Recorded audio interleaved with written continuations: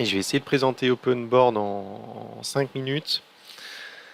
Donc petit outil pratique plutôt que le tableau blanc de, de Windows. Alors je vais vous faire voir pourquoi. Alors simplement quand vous ouvrez OpenBoard, si vous avez deux écrans, il vous ouvre deux fenêtres. Donc je vais fermer l'autre fenêtre qui était sur mon écran secondaire. Je vais garder l'écran principal. Donc là vous avez les outils qui s'affichent. Et si je vais cliquer ici, je vais rentrer dans OpenBoard.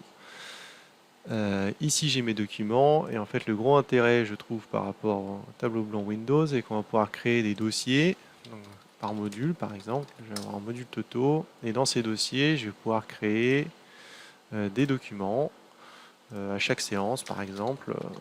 Là c'est la séance du 27 novembre et c'est parti. Donc là par exemple en statique je commence déjà à avoir quelques schémas.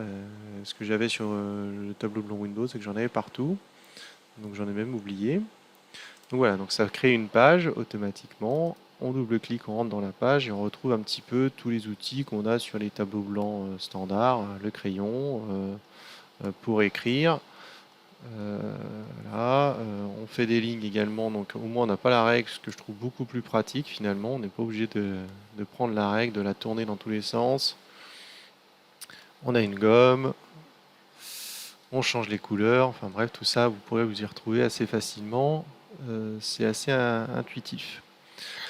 Alors par contre, ce qui change par rapport au tableau blanc, c'est que bah, ça nous ouvre une fenêtre qui nous mange sur le bureau. Donc si on veut retrouver le bureau, il faut cliquer sur Open Board. On va cacher Open Board, donc CTRL H, ou vous faites un Alt Tab pour changer de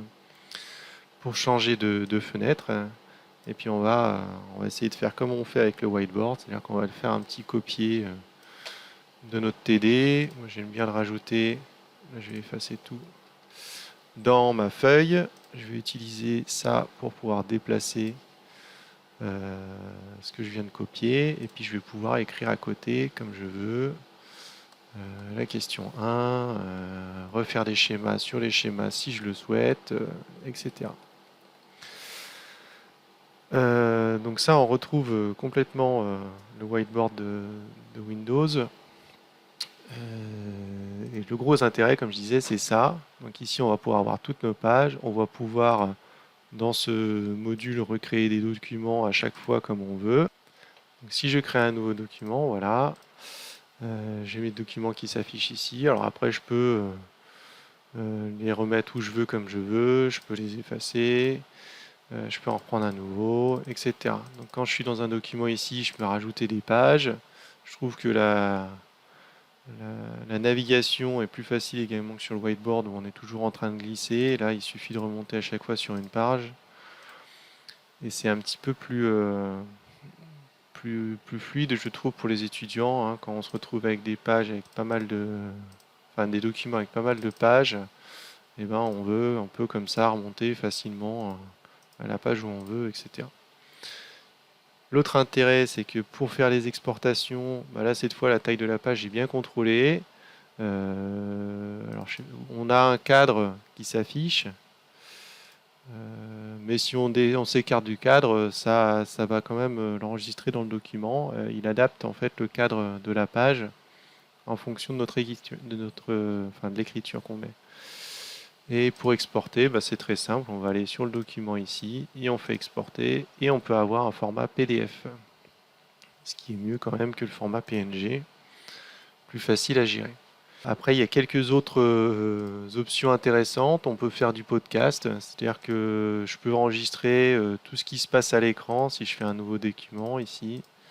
Et si je lance le podcast, alors je vais avoir simplement, je vais prendre mon microphone ici, je vais me mettre en niveau moyen, alors pas besoin de publier à l'un ou l'autre, et ça va enregistrer tout ce que je fais à l'écran. Donc si vous voulez faire des explications hors, euh, hors direct, c'est possible voire même l'enregistrer pendant que vous les faites, et puis après ça va vous créer directement un fichier sur le bureau.